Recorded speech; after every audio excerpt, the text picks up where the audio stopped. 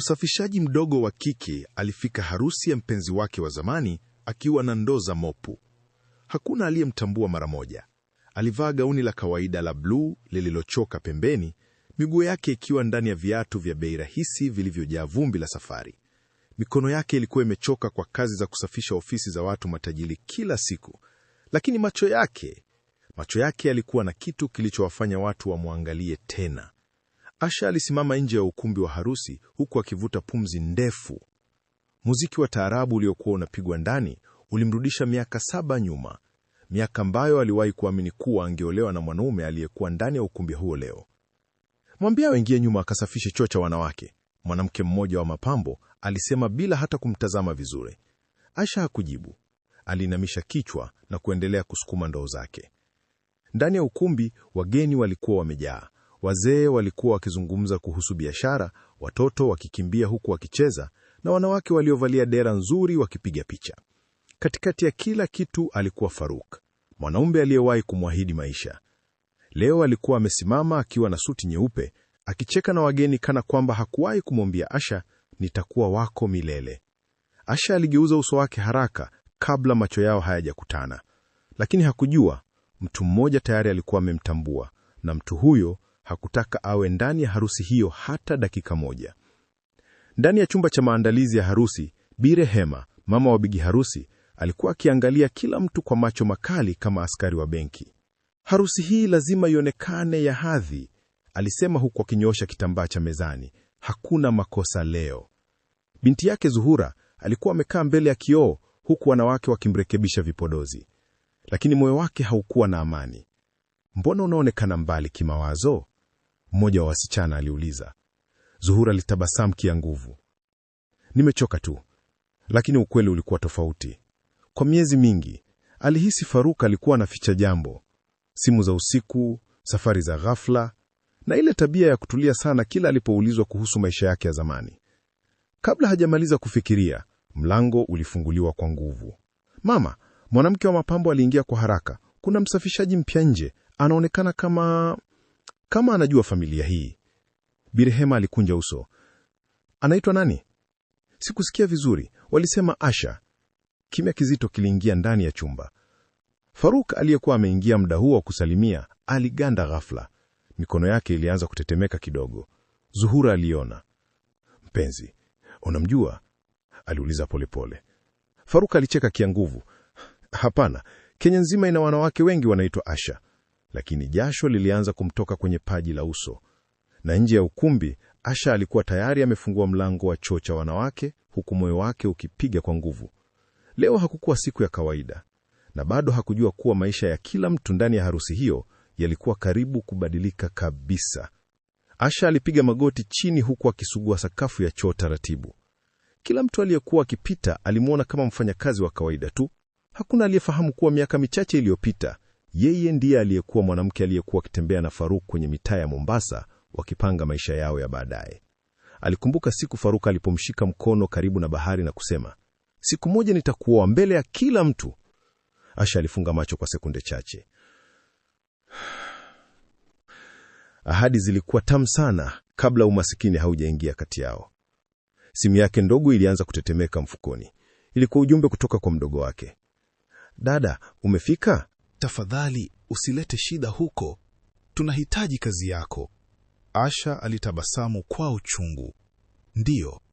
Alikuwa hapo kufanya kazi tu. Hakutaka vita. Lakini moyo wake ulivunjika alipomsikia Faruk akicheka nje ya ukumbi. Sauti ile bado ilimtikisa kama zamani. Muda mfupi baadaye, mlango wa choo ulifunguliwa. Asha waliinua macho polepole, na macho yake yakakutana na Faruk. Kimya. Maji ya mopu yakadondoka chini. Faruk alibaki amesimama mlangoni kama mtu aliona mzimu. Asha, alisema kwa sauti ya chini sana. Asha hakujibu mara moja. Baada ya sekunde chache alisema, usijali, sijakuja kuharibu harusi yako.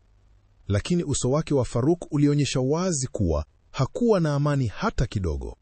Kwa sababu kulikuwa na jambo moja ambalo Asha bado alikuwa nalo. Jambo ambalo hakuna mtu mwingine ndani ya ukumbi huo alijua. Faruk aliingia ndani haraka na kufunga mlango. Asha, tafadhali, usifanye hivi leo, alisema kwa sauti iliyokuwa karibu kuomba. Asha alisimama taratibu huku akishika mpini wa mop. Unafikiri nimekuja kufanya nini? Aliuliza kwa utulivu. Faruk alimwangalia usoni kwa muda mrefu. Maisha yalikuwa yamembadilisha sana. Yule msichana aliyekuwa na ndoto nyingi sasa alikuwa mwanamke aliyebeba uchovu wa dunia mabegani. Nilijaribu kukutafuta, Faruk alisema. Asha alicheka kidogo. Ulinikumbuka baada ya kuwa tajiri? Faruk alishusha macho. Miaka iliyopita, baada ya kupata kazi kubwa Nairobi kupitia mjomba wake, alianza kubadilika. Simu zikapungua, ziara zikapungua, mpaka siku moja akaondoka kabisa. Hakurudi, hakutuma hata nauli. Asha ndiye aliyebaki akihangaika kumtunza mama yake mgonjwa na wadogo zake wawili. Sikuwa na uchaguzi, Faruk alisema polepole. Asha alimsogelea kidogo. Kila mwanaume anayesahau mwanamke aliyemjenga akiwa maskini husema hivyo. Maneno yale yalimchoma Faruk kuliko matusi. Kabla hajajibu, sauti ya Zuhura ilisikika nje. Faruk, uko wapi? Faruk alishtuka. Asha alichukua ndoo zake taratibu. Nenda kwa mke wako, alisema kwa utulivu wa ajabu. Lakini kabla hajaondoka, Faruk aliona kitu ndani ya begi lake dogo la zamani, bahasha ya kahawia, bahasha ile ile aliyowahi kumpa miaka mingi iliyopita. Uso wake ukabadilika mara moja, kwa sababu alijua kilichokuwa ndani yake, na kama mtu mwingine angeiona, harusi ingeweza kusimama dakika hiyo hiyo. Ukumbi wa harusi ulianza kujaa kelele za furaha, huku MC akiwakaribisha wageni wa heshima. Nje, wapishi walikuwa wakichoma nyama huku wazee wakijadili siasa na biashara za mashamba. Muziki wa bendi ulifanya kila mtu acheke na kucheza, lakini ndani ya moyo wake Faruk kulikuwa na hofu tupu. Aliendelea kutazama upande ambao Asha alikuwa ametoweka. Mbona leo uko tofauti? Zuhura aliuliza walipokaa pamoja mbele ya wageni. Faruk alijilazimisha kutabasamu. Ni presha ya harusi tu. Lakini Zuhura hakuamini. Mwanamke huwa anajua mwanamume wake anapobeba siri. Wakati huo huo, Asha alikuwa nyuma ya ukumbi akimimina maji machafu nje. Mlinzi mmoja mzee alimwangalia kwa huruma. Binti, umeonekana kulia, alisema.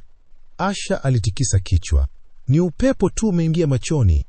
Lakini ukweli ulikuwa kuwa moyo wake ulikuwa unapigana vita. Alikuwa ameapa kutosema chochote, lakini kila alipomwangalia Faruk akiwa na mwanamke mwingine, kumbukumbu zilimrudia kama moto. Ndipo simu yake ikaita tena. Safari hii alikuwa ni mtu ambaye hakutarajia kabisa. Asha alipoangalia jina lile, uso wake ukabadilika mara moja. Mikono yake ikaanza kutetemeka, kwa sababu mtu aliyempigia ndiye aliyekuwa ameficha siri kubwa. Asha alisimama nyuma ya ukumbi huku simu bado ikiwa mkononi. Sauti upande wa pili ilikuwa nzito na ya haraka. Asha, usiniambie bado hujamwambia ukweli. Ilikuwa sauti ya Mama Halima, mwanamke aliyekuwa jirani yao zamani Mombasa, mwanamke aliyemlea Faruk kama mtoto baada ya wazazi wake kufariki. Asha alimeza mate kwa shida. Leo si siku ya kufanya mambo mabaya, alisema polepole. Mama Halima akavuta pumzi ndefu. Watu wanaweza kuumizwa zaidi ukinyamaza. Kabla Asha hajajibu, simu ikakatika. Moyo wake ulianza kwenda kasi. Alijua Mama Halima hakuwa mtu wa kuzungumza bila sababu. Kama alikuwa anakuja kwenye harusi hiyo, basi kunakuwa na jambo kubwa sana lilikuwa karibu kufunguka. Ndani ya ukumbi, MC alianza kuwaita wako ya pande zote kwa shangwe. Leo tunaunganisha familia mbili zenye heshima. Makofi yakapigwa. Lakini nyuma ya tabasamu la Faruk kulikuwa na hofu. Aliendelea kutazama mlango wa nyuma, na Zuhura aliona kila kitu. Macho yako kwa nani? Aliuliza kwa sauti ya chini. Faruk alishtuka kidogo. Hakuna. Lakini kabla hajamaliza kusema, mmoja wa wahudumu alimkaribia. Samahani bwana harusi, yule msafishaji ameuliza kama anaweza kuondoka mapema. Faruk aliinuka haraka kuliko kawaida. Wapi? Zuhura alibaki akimwangalia kwa mshangao. Kwa mara ya kwanza tangu wachumbiane, alihisi kama kuna mwanamke mwingine bado anaishi ndani ya moyo wake, mwanaume wake. Na nje ya ukumbi, Asha alikuwa tayari ameanza kutembea kuelekea langoni akiwa na ndoo zake. Lakini hakufika mbali, gari moja jeusi ilisimama mbele yake polepole. na aliyeshuka ndani yake alimfanya agande kabisa. Mama Halima alishuka kwenye gari huku akiegemea fimbo yake ndogo. Alikuwa mzee, lakini macho yake yalikuwa makali kama zamani. Asha, alisema kwa upole. Asha alikimbia na kumshika mkono. Mama, mbona umekuja? Mama Halima alimwangalia kwa huzuni, kwa sababu ukweli umechoka kufichwa. Asha alihisi miguu yake ikilegea.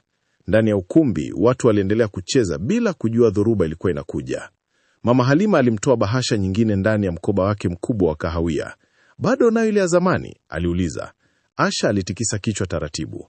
Mama Halima akafunga macho kwa sekunde chache, kana kwamba alikuwa akipigana na maumivu ya zamani. Kama Faruk angekuwa mwanaume wa kweli, hii harusi isingefika hapa. Asha alihisi machozi yakimjaa. Lakini kabla hawajaendelea kuzungumza, sauti ilisikika nyuma yao. Asha! Waligeuka. Faruk alikuwa amesimama mita chache kutoka kwao, uso wake ukiwa umejaa hofu. Alipomwona Mama Halima, damu ilimtoka usoni. Mama! Alisema kwa sauti ya chini. Mama Halima hakutabasamu. Leo umekuwa mtu mkubwa sana mpaka unasahau watu waliokubeba ukiwa huna kitu. Faruk alitazama huku na kule kuhakikisha hakuna aliyekuwa karibu. Tafadhali msianzishe mambo hapa. Lakini Mama Halima alimsogelea. Ulifikiri siri zinafukiwa milele? Faruk akameza mate kwa nguvu. Ndani ya ukumbi, wageni walikuwa wakianza kuitwa kwa chakula. Lakini nje, maisha ya Faruk yalikuwa karibu kuporomoka mbele ya kila mtu. Faruk aliwaongoza Asha na Mama Halima nyuma ya jengo karibu na sehemu ya maegesho. Alikuwa anatetemeka. Mama, tafadhali, alisema kwa sauti ya chini.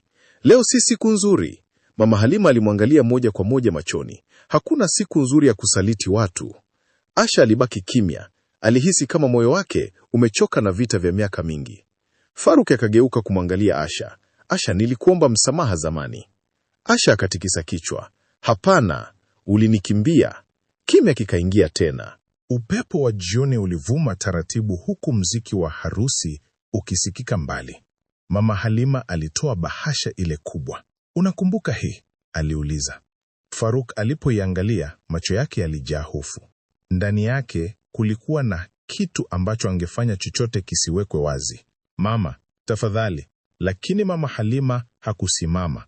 Ulimwacha Asha akiteseka peke yake. Ulijifanya huna historia. Leo nataka kuingia ndoani kama mtu msafi. Faruk alishika kichwa chake kwa presha.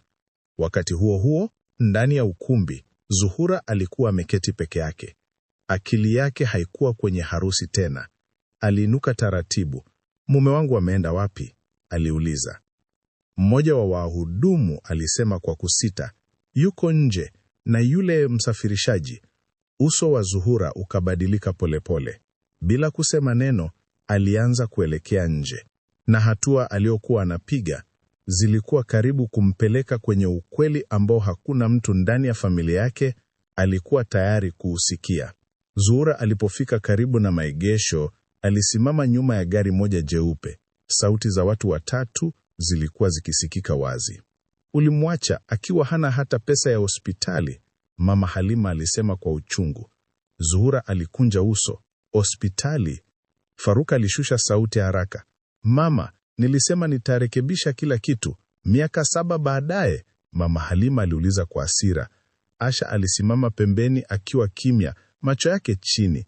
Zuhura alianza kuhisi tumbo lake likiuma. Hakuelewa kilichokuwa kinaendelea, lakini moyo wake ulianza kumwambia kuwa hii haikuwa hadithi ya kawaida ya ex-girlfriend. Faruk alimsogelea Asha kidogo. Nitakupa pesa yote unayotaka. Tafadhali usiharibu maisha yangu. Maneno yale yalimkata Zuhura kama kisu. Kwa sababu mwanaume asiye na kosa huwa haongei hivyo.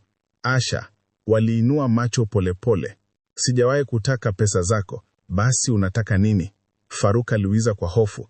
Kabla hajajibu, Mama Halima alisema kwa nguvu. Leo unataka kuoa mwanamke mwingine, wakati mtoto wako hajawahi hata kukuita baba. Dunia ilisimama. Faruk alifumba macho, na machozi yakaanza kushuka kwenye uso wa Asha kimya kimya. Zuhura alirudi nyuma polepole kana kwamba amepigwa na radi. Moyo wake ulikuwa unapiga KWA nguvu sana hadi alihisi kila mtu angeusikia. Mtoto? Faruk alikuwa na mtoto? Na mwanamke huyo aliyekuwa akisafisha choo ndiye mama wa mtoto? Macho yake yakajaa machozi mara moja, lakini hakutaka kulia mbele yao. Aligeuka haraka na kurudi ndani ya ukumbi kabla hawajamuona. Ndani, wageni walikuwa bado wanacheka, wakila pilau na nyama kana kwamba kila kitu kilikuwa sawa. Hakuna aliyefahamu kuwa bibi harusi alikuwa anahisi dunia yake imevunjika vipande vipande. Mama yake alimkaribia. "Mbona uso wako umebadilika?" Zuhura alijilazimisha kutabasamu. "Nimechoka kidogo." Lakini Bi Rehema hakushawishika. Kwa upande mwingine, nje ya ukumbi, Faruk alikuwa karibu kupiga magoti mbele ya Asha. "Tafadhali, usimwambie Zuhura." Asha alimtazama kwa maumivu makubwa. "Kwa miaka yote hiyo, mtoto wako aliugua bila dawa. Nilifanya kazi za kusafisha mpaka usiku ili amsomeshe. Leo unaogopa tu ndoa yako?" Faruk hakupata maneno. Mama Halima alifuta machozi yake. Mwanaume anayekimbia damu yake mwenyewe hawezi kukimbia dhamiri milele. Ndipo simu ya Faruk ikaanza kuita. Ilikuwa kutoka kwa Zuhura. Faruk aliangalia simu ile kwa sekunde kadhaa bila kupokea. Lakini ujumbe ulioingia baada ya simu kukatwa ulimfanya damu imtoke usoni kabisa. Ujumbe ulisema, "Njoo chumbani sasa hivi. Nataka uniambie ukweli wote kabla sijafanya kitu kitakachoharibu harusi hii mbele ya kila mtu." Faruk aliingia ndani ya ukumbi akiwa kama mtu aliyepoteza mwelekeo. Mziki uliendelea kucheza, wageni wakicheka, watoto wakizunguka mezani wakichukua soda, lakini kwake kila sauti ilisikika mbali sana. Alielekea chumba cha maandalizi kwa hatua nzito. Alipofungua mlango, alimkuta Zuhura ameketi mbele ya kioo. Vipodozi vyake vilikuwa vimeanza kuharibika kwa machozi. Hakumwangalia hata mara moja. "Ni kweli?" aliuliza kwa sauti ya chini. Faruk alibaki kimya. "Faruk, ni kweli una mtoto?" Kimya chake kilikuwa jibu tosha. Zuhura alifunga macho taratibu, kana kwamba moyo wake ulikuwa ukikubali maumivu ambayo akili yake ilikataa. "Kwa nini?" aliuliza. Faruk alisogea karibu. "Nilikosea." Zuhura akacheka kwa uchungu. Hicho ndicho wanaume husema kila mara wakishikwa. Faruk alijaribu kushika mkono wake, lakini Zuhura aliuondoa haraka. "Uliniambia huyo mwanamke alikuwa mtu wa zamani tu. Niliogopa kukupoteza." "Na sasa?" Zuhura aliuliza huku macho yakimtiririka. "Unafikiri bado utanioa baada ya kunifanya mjinga mbele ya kila mtu?" Faruk alishusha kichwa. Ndipo Zuhura akasema jambo ambalo hakutarajia kabisa. "Nataka kumwona." Faruk aliinua macho kwa mshangao. "Zuhura, nataka kumwona Asha sasa hivi." Na nje ya ukumbi, Asha alikuwa ameketi peke yake karibu na jikoni, bila kujua kuwa dakika chache zijazo zingebadilisha maisha yake kabisa. Asha alikuwa akifuta machozi yake taratibu alipomsikia mtu akimuita. "Asha!" Aligeuka pole pole. Zuhura alikuwa amesimama mbele yake, akiwa bado ndani ya gauni lake la harusi. Kwa sekunde chache hakuna aliyesema chochote. Mwanamke mmoja akiwa anavaa gauni la kifahari la maelfu ya pesa, mwingine akiwa na apron ya kusafishia sakafu, lakini maumivu ndani ya mioyo yao yalikuwa sawa. Asha walinuka haraka. "Ni samahani," alisema kwa sauti ya chini. "Sikutaka kukuletea shida." Zuhura alimwangalia kwa macho yaliyojaa machozi. "Mtoto ni wa Faruk?" Swali lile lilimkata moyo Asha. Alifumba macho kabla hajajibu. "Ndiyo." Zuhura alihisi kama dunia imezunguka. "Mama yangu alikuwa sahihi," alisema polepole. "Nilikuwa naona kuna kitu anaficha." Asha hakutaka kumuumiza zaidi. "Nilikuwa tayari kuondoka. Sikukuja kuharibu harusi yako." Lakini Zuhura alimuuliza swali jingine. "Kwa nini ulimficha mtoto miaka yote?" Asha alicheka kwa uchungu. "Nilimtafuta, nilimpigia simu, nilimwandikia barua, aliniblock kila mahali." Zuhura aligeuza uso wake haraka, machozi yasimwagike mbele yake. Kwa mara ya kwanza maishani, alihisi huruma kwa mwanamke ambaye alitakiwa kumchukia. Na kabla hawajaendelea kuzungumza, mtoto mdogo alivuta gauni la Asha kutoka nyuma. "Mama, nimechoka." Zuhura aliganda kabisa, kwa sababu alikuwa anamwangalia mtoto mwenye uso wa Faruk. Mvulana mdogo alikuwa amechoka usingizi. Alimshika Asha kwa mkono, huku akimkazia Zuhura macho kwa aibu ya kitoto. "Mbona unalia?" aliuliza taratibu. Zuhura alihisi moyo wake ukipasuka. Mtoto huyo alikuwa na macho yale yale ya Faruk. tabasamu lile lile. Hata namna ya kusimama ilikuwa kama baba yake. Asha alipiga magoti chini. Imran, sema shikamoo. Mtoto alisalimia kwa adabu. Zuhura alijikuta kitabasamu kwa uchungu. Huyu ndiye. Alishindwa kumaliza sentensi. Asha alitikisa kichwa. Alizaliwa miezi 8 baada ya Faruk kuondoka. Kimya kikaingia tena. Ndani ya ukumbi, MC alikuwa akitangaza muda wa kukata keki, lakini nje ukweli ulikuwa unakata mioyo ya watu. Zuhura aliketi kwenye benchi la plastiki taratibu. Mama yako alikufa lini? Aliuliza Imran. Asha alistuka kidogo. Kwa nini unauliza hivyo? Bibi yangu alisema watu hulia sana wakikumbuka waliowapenda. Maneno yale yalivunja Zuhura kabisa. Alianza kulia kimya kimya. Asha alihisi maumivu moyoni. Hakuwahi kutamani mwanamke mwingine apitie mateso aliyopitia. Lakini maisha yalikuwa yamewafunga wote ndani ya siri moja ya mwanaume aliyewaumiza wote wawili. Wakati huo huo, Bi Rehema alianza kushangaa, mbona bibi harusi amepotea muda mrefu?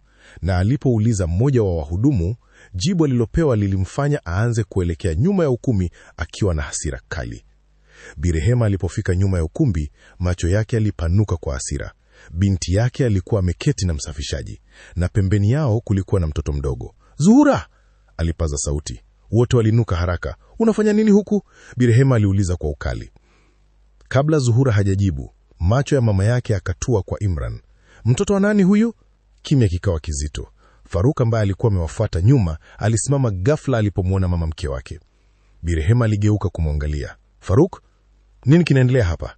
Hakuna aliyesema, na ukimya ule ulimkasirisha zaidi. Asha, Zuhura alisema kwa sauti ya chini, mwambie. Asha alihisi moyo wake ukitetemeka. Hakutaka fedheha, hakutaka ugomvi, lakini macho ya Imran yalipomtazama alipata nguvu. Mtoto ni wa Faruk. Bi Rehema alibaki kama sanamu. Sekunde chache baadaye alimgeukia Faruk kwa hasira ambayo haijawahi kuonekana. Ni kweli?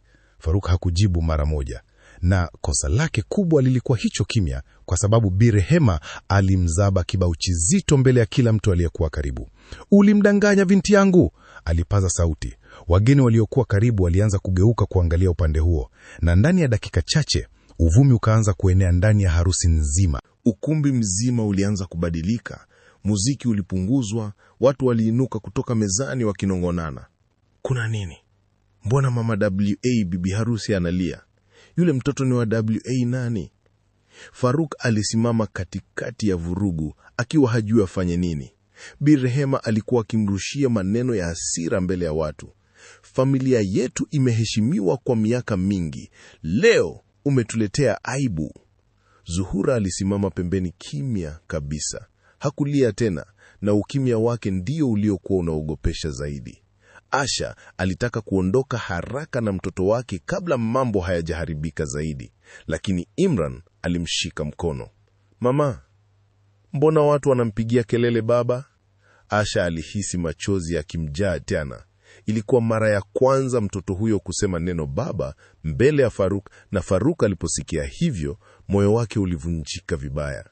Alimtazama mwanawe kwa macho yaliyojaa majuto. Miaka yote yaliyokosekana ghafla ilianza kumuuma ndani, lakini ilikuwa imechelewa. Ndipo mzee mmoja wa familia ya Zuhura alisimama na kusema kwa sauti kubwa, harusi hii haiwezi kuendelea mpaka ukweli wote usemwe. Ukumbi mzima ukawa kimya, na macho yote yakahamia kwa Asha, kwa sababu kila mtu sasa alitaka kujua ni nini hasa kilitokea kati yake na Faruk miaka yote iliyopita. Ukumbi ulikuwa kimya kiasi kwamba hata sauti ya kijiko kuanguka ilisikika. Asha alisimama katikati ya macho ya watu, huku moyo wake ukidunda kwa nguvu. Hakuwahi kufikiria siku moja atasimama mbele ya watu wengi hivi kuelezea maumivu yake. Mzee wa familia alimwangalia kwa upole. Binti, sema ukweli bila kuogopa. Asha alimeza mate. Mimi na Faruk tulikuwa pamoja miaka mingi, alianza polepole. Tulipendana wakati hana kazi, hana pesa, hana hata mahali pazuri pa kuishi. Wageni wakasikiliza kwa makini.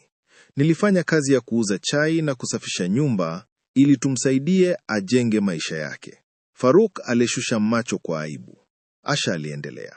Siku alipata kazi Nairobi, nilifurahi kuliko yeye. Nilidhani maisha yetu yamebadilika. Machozi yakaanza kumtoka. Lakini baada ya miezi michache, simu zikapungua, ahadi zikapungua, mpaka siku moja akaondoka kabisa. Zuhura alifumba macho kwa uchungu. Asha akamtazama Imran. Baadaye nikagundua nina mimba. Ukumbi mzima ukatoa pumzi nzito ya huzuni. Nilimtafuta kila mahali. Nilihangaika hospitali peke yangu. Mama yangu alikufa akiwa bado anaamini Faruk angerudi. Kimya kizito kikaanguka. Faruk alianza kulia kimya kimya kwa mara ya kwanza mbele ya watu, lakini bado kulikuwa na jambo moja ambalo hakuna mtu alikuwa anajua, na Mama Halima alikuwa karibu kulisema. Mama Halima waliinuka polepole huku akiegemea fimbo yake. Kuna kitu bado hamjui, alisema. Wageni wote wakageuka kumwangalia. Faruk alitikisa kichwa haraka. Mama, tafadhali. Lakini Mama Halima hakusimama. Faruk hakumwacha Asha kwa sababu hakumpenda. Ukumbi ukawa kimya tena. Hivyo basi kwa nini? Mmoja wa wazee aliuliza. Mama Halima akavuta pumzi ndefu. Siku Faruk alipata kazi Nairobi, mjomba wake alimpa masharti. Faruk alifumba macho kana kwamba alitaka dunia ifunguke amezame. Mama Halima aliendelea. Aliambiwa kuwa angepoteza kazi na urithi wote kama angeendelea kuwa na Asha. Wageni wakaanza kunong'ona. Bi Rehema alikunja uso. Masharti ya nini? Mama Halima akasema kwa huzuni. Familia ya tajiri waliotaka kumuunganisha na biashara yao hawakutaka aoe msichana masikini wa usafi. Macho ya Zuhura yakahamia kwa Faruk taratibu. Kwa hiyo, alisema kwa sauti ya chini, ulinioa kwa sababu ya pesa? Faruk aliinua macho haraka. Hapana, nilianza kukupenda kweli. Lakini maneno yake yalionekana kuchelewa. Asha alihisi moyo wake ukiuma zaidi.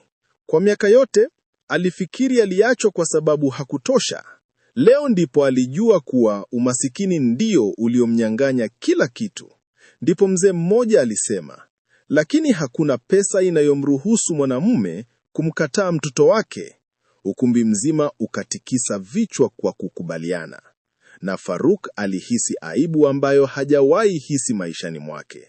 Faruk alisimama mbele ya watu akiwa hana nguvu tena ya kujitetea. Aliwatazama Asha, Imran na Zuhura mmoja baada ya mwingine. Kisha akaanza kuzungumza kwa sauti iliyovunjika. Niliogopa umasikini maisha yangu yote. Ukumbi ulikuwa kimya. Nilipata nafasi ya kubadilisha maisha yangu. Nikawa mchoyo. Nikaanza kufikiria pesa kuliko watu. Alimtazama Asha. Nilijua ukiteseka. Nilijua una mimba. Lakini kila nilipotaka kurudi, niliona aibu. Machozi yakaanza kumtoka. Nikajiambia nitakuja baada ya kufanikiwa. Lakini miaka ikaenda. Imran alikuwa akimtazama bila kuelewa vizuri. Na mimi? Mtoto aliuliza kwa sauti ndogo. Mbona huku ni kuniangalia? Swali lile lilimvunja Faruk kabisa. Aliinama na kulia mbele ya watu. Hakuna mtu aliyemcheka. Kwa sababu hata wanaume wazee ndani ya ukumbi walijua maumivu ya kujuta makosa ya zamani. Zuhura alisimama kimya pembeni. Moyo wake ulikuwa umechanganyika. Hasira, huruma, maumivu na upendo aliokuwa nao kwa Faruk, ambao bado haujafa kabisa. Lakini kabla mtu yoyote hajazungumza tena, Bi Rehema alisema kwa ukali, harusi hii imeisha. Ukumbi ukalipuka kwa minong'ono, lakini Zuhura waliinua mkono wake polepole. Hapana mama, alisema kwa utulivu wa ajabu. Kila mtu akamwangalia, kwa sababu sauti yake ilikuwa imebadilika kabisa, na macho yake yalionyesha kuwa alikuwa amefanya uamuzi ambao hakuna mtu aliitarajia. Zuhura alimsogelea Asha polepole. Ukumbi mzima ulikuwa unawatazama. Asha alihisi presha kubwa moyoni. Hakujua Zuhura angefanya nini, lakini badala ya hasira, Zuhura alimshika mkono. Asha, alisema kwa sauti ya chini, najua si wewe uliyetaka haya yote yatokee. Macho ya Asha yakajaa machozi mara moja. Bi Rehema alishtuka, Zuhura. Lakini Zuhura hakumsikiliza. Alimtazama Imran. Mtoto alikuwa amejificha nyuma ya mama yake kwa aibu. Kisha Zuhura akapiga magoti kidogo mbele yake. Habari yako? Aliuliza kwa upole. Imran akamwangalia Faruk. Kwanza, kabla hajajibu, mimi ni mzima. Watu wengi ndani ya ukumbi waliguswa na tukio lile, kwa sababu hawakutarajia mwanamke aliyeumizwa angeonyesha moyo wa upole namna hiyo. Zuhura aliinuka tena, kisha akamgeukia Faruk. Leo utanijibu swali moja tu. Faruk akatikisa kichwa taratibu. Kama usingekuwa na pesa na biashara hizi, ungechagua nani? Ukumbi ukawa kimya kabisa. Faruk hakujibu haraka. Aliwatazama wanawake wawili waliokuwa mbele yake. Mmoja aliyemjenga akiwa maskini, mmoja aliyempenda akiwa tayari amefanikiwa. Na kwa mara ya kwanza maishani aligundua alikuwa karibu kupoteza wote wawili. Faruk alifuta machozi yake polepole. Kila mtu alikuwa akisubiri jibu lake. Alihema kwa nguvu kabla ya kusema, kama ningekuwa na nafasi ya kurudia maisha yangu. Asha alifumba macho. Zuhura akashika pumzi. Nisingemwacha Asha hata siku moja. Ukumbi mzima ukawa kimya cha maumivu. Machozi yakamtoka Zuhura taratibu, lakini hakupiga kelele wala kufanya drama. Alitabasamu kwa uchungu. Huo ndio ukweli nilikuwa na utafuta, alisema. Faruk alimsogelea haraka. Lakini haimaanishi sikupendi. Zuhura akatikisa kichwa. Mwanamume anaweza kumpenda mwanamke mbili tofauti, lakini moyo wake huwa unajua ni nani alikuwa nyumba yake ya kwanza. Maneno yale yaliwagusa hata wazee waliokuwa wamekaa nyuma. Asha alianza kulia kimya kimya. Hakutarajia kusikia maneno hayo mbele ya watu wote, lakini kabla hali haijabadilika zaidi, Imran alimvuta Faruk kwa koti. Baba! Faruk aliangalia chini haraka. Ilikuwa mara ya kwanza mtoto wake amemuita hivyo moja kwa moja mbele yake. Utakuja nyumbani sasa? Imran aliuliza kwa sauti ya upole. Swali lile lilichoma mioyo ya watu wengi ndani ya ukumbi. Faruk alishindwa kuzuia machozi. Na wakati huo huo, Zuhura aligeuka polepole na kuanza kutembea kuelekea chumba cha harusi. Hakuna aliyemzuia, kwa sababu kila mtu alijua moyo wake ulikuwa umevunjika vibaya sana. Ukumbi wa harusi ulikuwa umejaa huzuni nzito. Hakuna mtu aliyekuwa anakula tena. Muziki ulikuwa umezimwa, na watu walikuwa wakizungumza kwa sauti za chini kana kwamba waliogopa kuongeza maumivu yaliyokuwa tayari hewani. Faruk alimuinua Imran mikononi mwake kwa mara ya kwanza. Mtoto alimkumbatia kwa nguvu kana kwamba alikuwa akimsubiri maisha yake yote. Asha aligeuza uso wake haraka kufuta machozi. Hakuwahi kufikiria angeiona siku hii, lakini furaha yake ilikuwa imechanganyikiwa na maumivu ya Zuhura. Ndani ya chumba cha harusi, Zuhura alikuwa ameketi peke yake mbele ya kioo. Gauni lake jeupe lilionekana nzito sasa. Alitazama pete yake ya uchumba kwa muda mrefu. Kila ahadi aliyowahi kupewa ilianza kurudi kichwani mwake. Tutajenga familia nzuri. Sitakuficha chochote. Nitakulinda. Zote zilionekana kama upepo sasa. Mlango ulifunguliwa polepole. Ilikuwa mama yake. Bi Rehema alimkaribia kwa machozi. Twende nyumbani, alisema kwa sauti ya uchungu. Lakini Zuhura alitikisa kichwa. Bado sijamaliza. Mama yake alishtuka. Kumaliza nini tena? Zuhura waliinuka taratibu. Mimi si mwanamke wa kukimbia bila kufunga ukurasa. Kisha akafuta machozi yake na kutoka nje ya chumba. Na hatua zake zilikuwa na utulivu ambao uliwatisha hata wale waliomjua vizuri. Faruk alikuwa bado amembeba Imran wakati Zuhura aliporudi ukumbini. Macho yote yakahamia kwake mara moja. Hakulia, hakupaza sauti. Utulivu wake ndio uliokuwa unaumiza zaidi. Alisimama mbele ya wageni na kusema, asanteni wote mliofika leo. Ukumbi ukawa kimya kabisa. Najua wengi wenu mmechanganyikiwa, lakini kabla hamjaondoka nataka niseme jambo moja. Aliwatazama Asha na Imran kwa sekunde chache. Kosa kubwa zaidi si kuwa maskini. Watu wakamsikiliza kwa makini. Kosa kubwa ni kumfanya mtu ajione hana thamani kwa sababu hana pesa. Asha alianza kulia tena. Zuhura aliendelea. Leo nimeumizwa sana, lakini siwezi kumchukia mwanamke aliyeteseka peke yake kulea mtoto. Bi Rehema alifuta machozi yake kimya kimya. Kisha Zuhura akamgeukia Faruk. Na wewe? Faruk alishusha macho.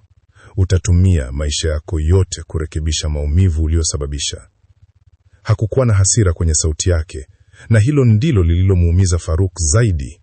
Ndipo Zuhura akavua pete yake ya uchumba taratibu. Ukumbi mzima ukashikilia pumzi. Aliiweka mkononi mwa Faruk.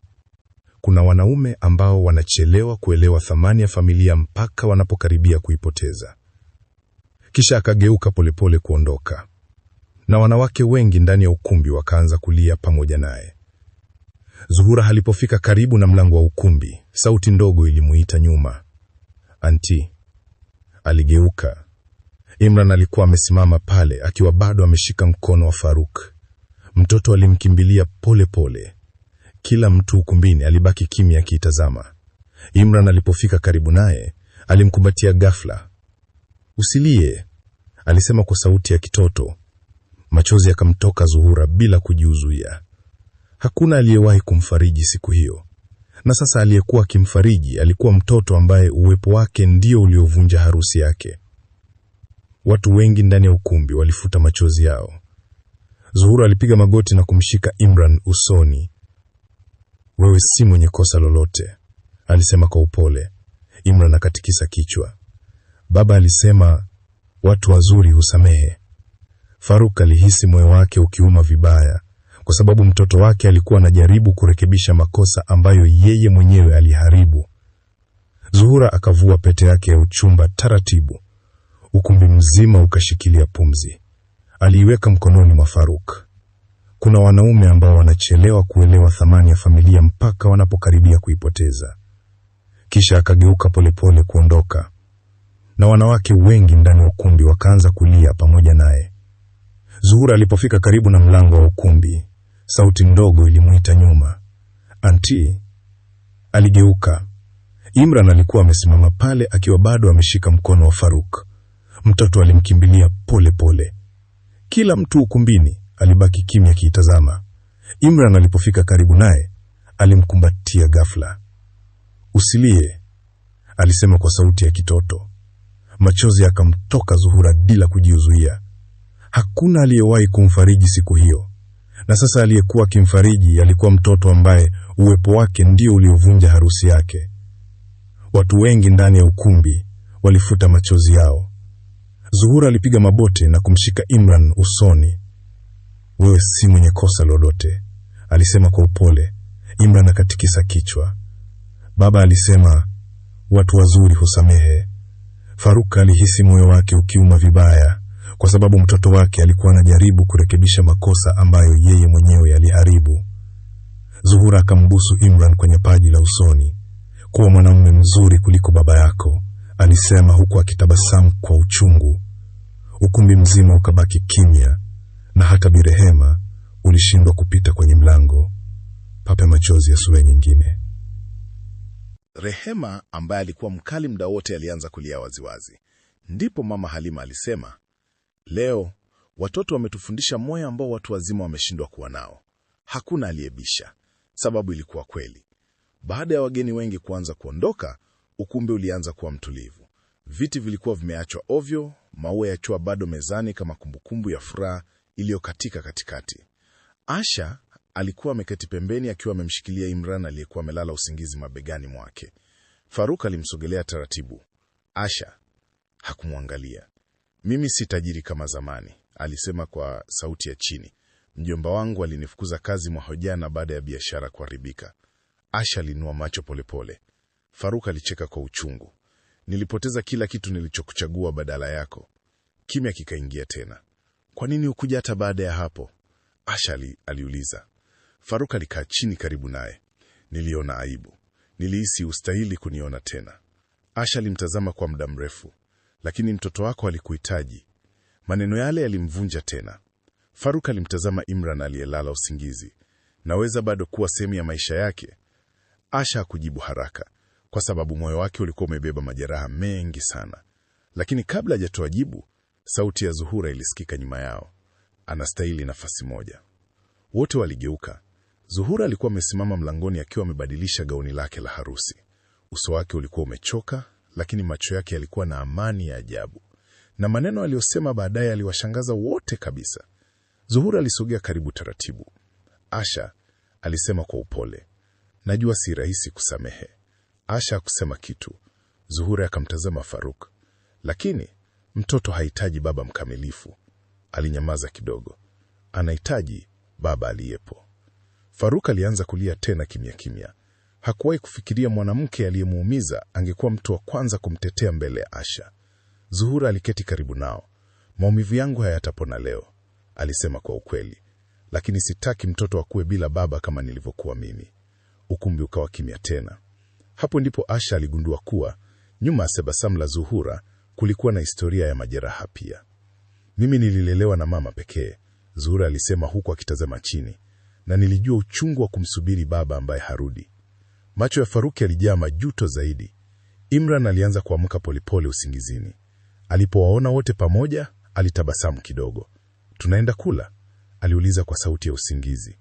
Swali lile liliwafanya wote kucheka kwa mara ya kwanza tangu vurugu zianze. Na kwa sekunde chache, maumivu yote yalionekana kupungua kidogo. Usiku ulikuwa umeingia kabisa wakati wageni wa mwisho waliondoka.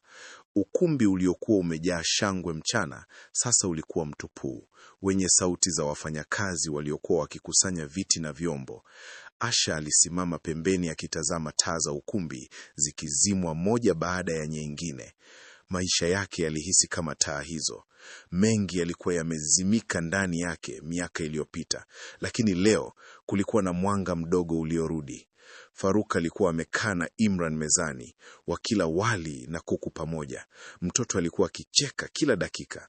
Mama, baba hajui hata kufungua juisi vizuri, Imran alisema huku akicheka. Faruk naye akacheka kwa aibu. Ilikuwa mara yake ya kwanza kufanya jambo la kawaida kama baba, na lilimuuma kugundua miaka yote aliyopoteza. Zuhura alikuwa karibu kuondoka alipomkaribia Asha.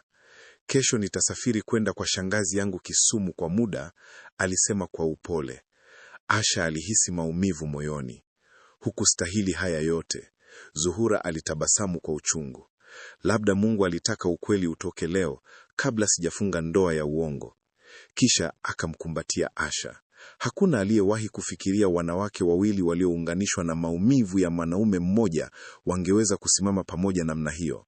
Lakini maisha huandika hadithi ambazo watu hawawezi kutabiri. Wiki 2 zilipita. Mtaa mdogo wa Asha ulianza kushangaa kuona gari la Faruk likisimama pale kila jioni. Hakukuwa tena na suti za gharama wala maringo. Faruk alianza maisha mapya taratibu. Alienda kumchukua Imran shule, alimpeleka hospitali, alikaa nje ya nyumba akisaidia mtoto kufanya homework, na kila alipomwangalia Asha akifua nguo au kupika jikoni, aliona mwanamke aliyempenda tangu mwanzo. Lakini safari ya kuponya maumivu haikuwa rahisi. Siku moja usiku Asha alisema, "Usifikiri kurudi kwako kunafuta miaka yote." Faruk alitikisa kichwa. "Najua. Nililia sana kwa ajili yako. Najua. Nilizika mama yangu peke yangu." Faruk alifumba macho kwa maumivu.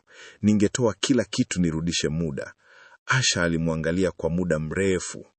Muda haurudi, Faruk. Ndiyo maana watu wanapaswa kuthamini wanaowapenda mapema. Maneno yale yaliingia moyoni mwake kama moto. Na usiku huo, baada ya Imran kulala, Faruk alikaa nje peke yake, akilia kimya kimya kwa majuto ambayo pesa zote duniani hazingeweza kufuta. Miezi 3 baadaye, maisha yalianza kutulia. Asha hakurudi tena kufanya kazi za usafi kwenye maharusi.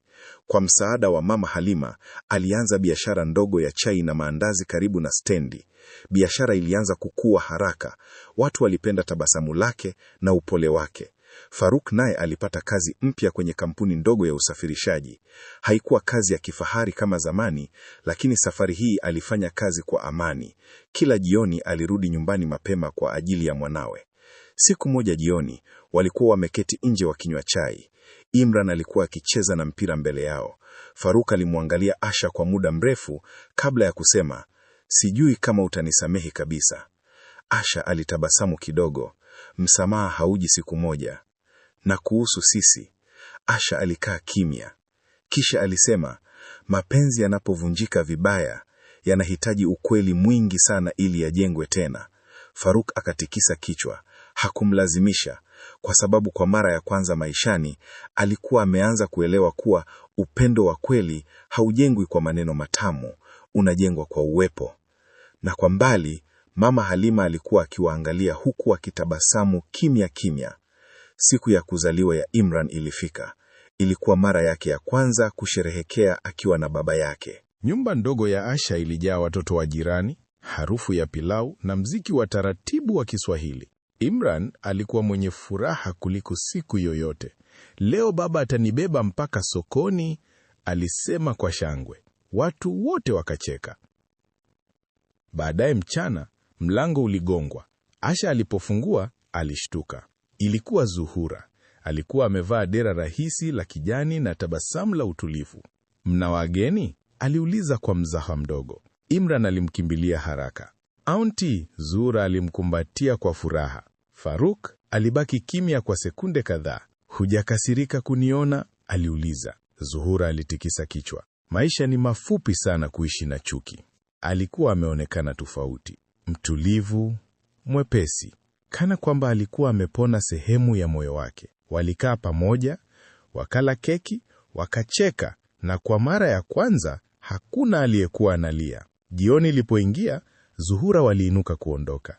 Lakini kabla hajaenda, alimwambia Asha kwa sauti ya chini, "Usimruhusu apoteze nafasi hii ya pili." Asha alimwangalia Faruk aliyekuwa akicheza na mwanaye nje.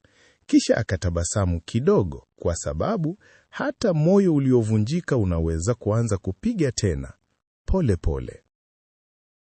Mwaka mmoja baadaye, pwani ya Mombasa ilikuwa tulivu jioni hiyo. Upepo wa bahari ulivuma taratibu, huku watu wakitembea ufukweni. Asha alikuwa amesimama karibu na maji akiwa ameshika viatu mkononi. Imran alikuwa akikimbia mchanga pamoja na Faruk, huku wakicheka.